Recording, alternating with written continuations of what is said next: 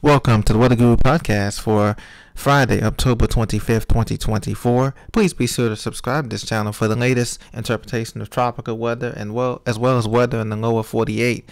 I appreciate everyone's support of this channel as we continue to march forward and learn together. Right now, you're looking at satellite imagery of Hurricane Kristy, which is out in the eastern Pacific. It is downgraded to a Category 3 storm with winds around 120 miles an hour approximately. And it is continuing to move west-northwest into weaker and cooler waters here in the Central Pacific here, Eastern and Central Pacific. So it will continue to be downgraded here as it continues to move on. As you can see here, Hurricane Kristy has a very broad tropical storm force wind field as well as a hurricane force wind field. It will continue to be a major hurricane, however, through about Saturday night, and that's what will be converted to a hurricane, regular hurricane, continuing steadily weakening its progress through Sunday, will become a tropical storm, and then eventually will be downgraded to a depression. And I suspect by Monday sometime it'll be the final advisory issued by the National Hurricane Center as it gets into that depressionary status. But in the meantime, it's still a very formidable storm with winds of 125 miles an hour, downgraded to a Category 3 storm from a maximum intensity of 160 miles an hour. 155 miles an hour was a Category 5 just a day ago. Movement is still pretty fast at west-northwest at 14 miles an hour. Now, over in the Atlantic Basin, there is nothing going on, and there is nothing going on in the Central Pacific. So Kristy weakening is the headlines for tropical weather today. Now, going back to the lower 48 here, it's very careful that we be very careful out for dense fog advisories in the morning, in the early afternoon hours. If you're out and about along I-10 in Louisiana and Texas there, and also southern Texas, coming up out of Brownsville, McAllen area, heading up toward Victoria, Texas, Port Hollogan. There is counties there in gray denoted there in Texas, Lake Charles, Beaumont, Louisiana, Lake Cameron, Paris, up toward Shreveport area, Boulder City. Dense fog advisory is possible, so use your low beams, take it slowly in the morning and at early afternoon hours, wait for that to burn off.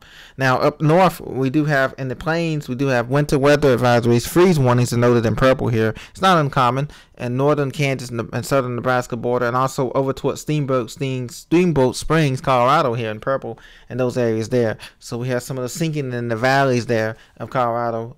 Freeze warnings are affected for that, and temperature inversion.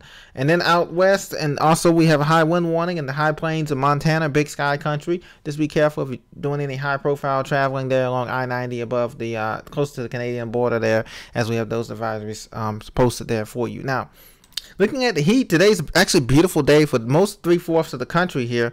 It's extremely hot. This is one of the biggest heat waves that we've had in the fall here, and this will be the last 80-degree days for the majority of the northeastern sector as well as the upper Midwest. Those 80-degree days are long gone, and we'll be settling into fall, even though we have a zonal flow here, as you can see, with the jet stream being well north and everything being evenly distributed here south of the Mason-Dixon line. So temperatures range from 90 degrees Fahrenheit in Dallas-Fort Worth to 83 degrees Fahrenheit in Atlanta. High temperatures will get up into the 70s in D.C., Baltimore, 63 Fahrenheit in New York, 64 degrees Fahrenheit in Boston, 87 degrees Fahrenheit in the central California valleys, 82 degrees Fahrenheit in LA, and 96 degrees Fahrenheit in Phoenix. They may tie a record. They may become close to a record tying in the last few days here, but relief is coming for Phoenix as temperatures by Sunday and Monday could be in the 70s for highs, so that'd be a nice treat. Denver on the front range looking very nice, 66 degrees Fahrenheit. And then we have 63 degrees Fahrenheit on the lakeside of Chicago, looking very nice too as well. The drought map here shows that we haven't had much rain in a lot of majority of the country. The radar is pretty clear for the majority of the country, but you can see that a large portion of the country is in some type of drought conditions, especially as you head up into the Appalachian, the high terrain of West Virginia and southern Ohio, the Ohio Valley there in extreme drought, as well as West Texas, El Paso, back toward the Franklin Mountains and all that area.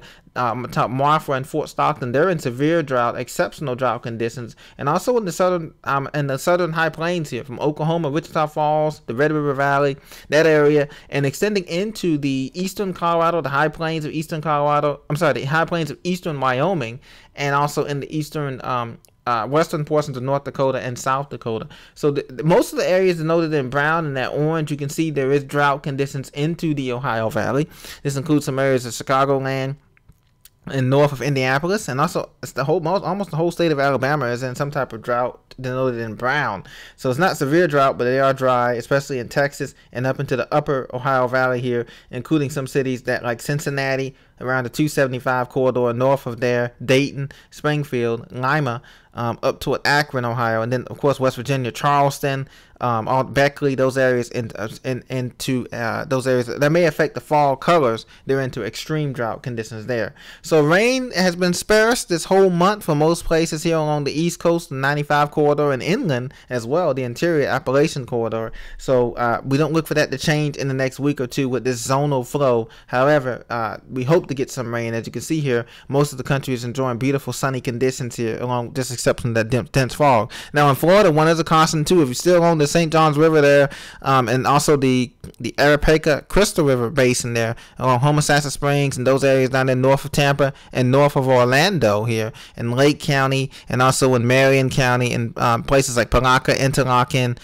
Orange City, Crescent City. Be very careful. There's still a lot of standing water as these rivers continue to drain, or try to drain, the basins drain there. It's the water is very flat topography, and so it takes a while for those rivers to drain. So just be careful if you're in your yards, or if you see standing water, a puddle, you don't know how high it is, deep it is, and you don't know what's in it. In Florida, it could be a lot of times alligators or snakes or turtles. So just be very careful, be mindful of those rivers there, and that's why the flood warning still remains in effect in green for those rivers, concentrated rivers there, in Polk County here as well. Be very careful on those rivers there. So this has been your update for Weather Guru for Friday, October 25th, 2024. Please be sure to subscribe, and I'll see you in the next episode. Thank you very much.